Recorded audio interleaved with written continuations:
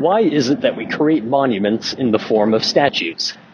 Surely there's the reasonable conclusion that a person depicted by a statue is thought to be deserving of praise. Building a statue is a very labor-intensive project indeed, so there's no sense in putting that much time and effort towards sculpting someone unless they did something remarkably good or impressive. Such an accomplishment must be the main reason why a group of people agreed to honor them through this medium. But is this always the case? Do these monuments commemorate heroes of the past and their great feats without fail?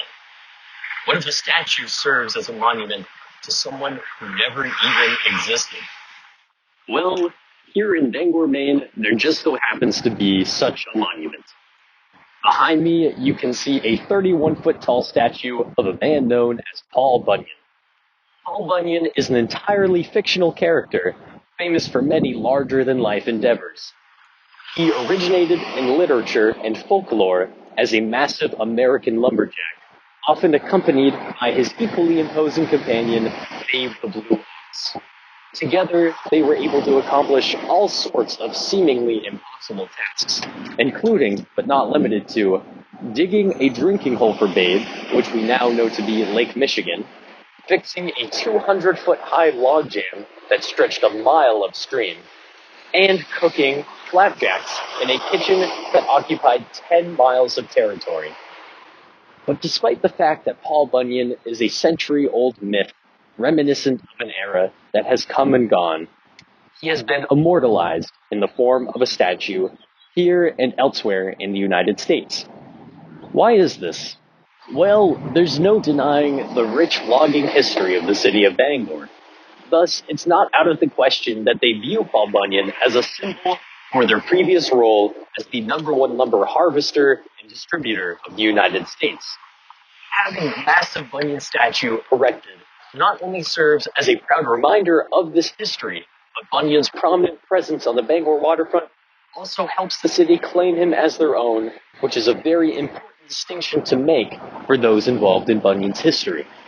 In fact, it is so important that in the nearby City Hall, onlookers can spot a sign detailing some of the lumberjack's history, including his supposed birthplace of Bangor, Maine. Despite there being no way of knowing exactly when or where the tale was first invented, ownership of Bunyan is a hotly contested issue among 6 different states, Maine included, as they all claim to definitively be the birthplace of the famed man. Clearly, all of these states recognize his imaginative, rich history and widespread influence on American folklore, as well as the value of being the place where the tale originated. And it goes without saying that a 31-foot-tall statue approximation of Paul Bunyan is certainly in line with the outlandish tales about his height and feats of nature. This is one aspect of many that shows how the sculptor, Norman Martin, had every intention of encapsulating the essence and absurdity of Bunyan within his depiction. You'll notice that the statue also boasts a large 2-bit axe that rests over his right shoulder, as well as an absolutely massive peavey in his left hand. Even the inclusion of such pieces of equipment is likely a reference to Bunyan and Bangor's logging history. Joseph Peavey, a local resident from the 19th century, was responsible for the creation of the peavey, an ingenious device that allowed lumberjacks to more easily separate logs that became stuck together on their trip downriver to the mill. So wielding both of these tools, Bunyan is presented as an even more convincing and physically astonishing lumberjack, ready to fell any tree or unjam any log, much like the lumberjacks of Bangor a century and a half ago. It's also worth noting that the statue is one of the more realistic and true-to-life versions of Paul Bunyan ever to be made, especially in comparison to some of Minnesota's artistic creations. The statue's well-defined facial features and reasonable bodily proportions, given its size, make for an especially believable rendition.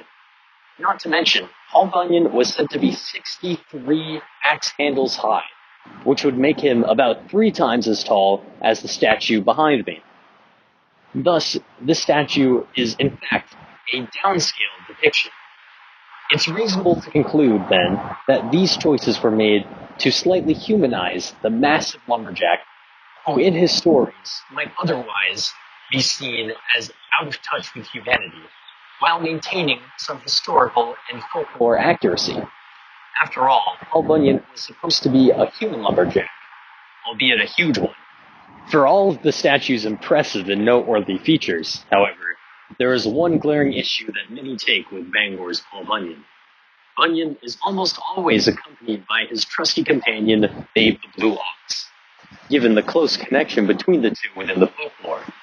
This is why most statues of the man place the two side by side, although this Bunyan has never been accompanied by Babe, and thus fails to convey the same culturally significant message.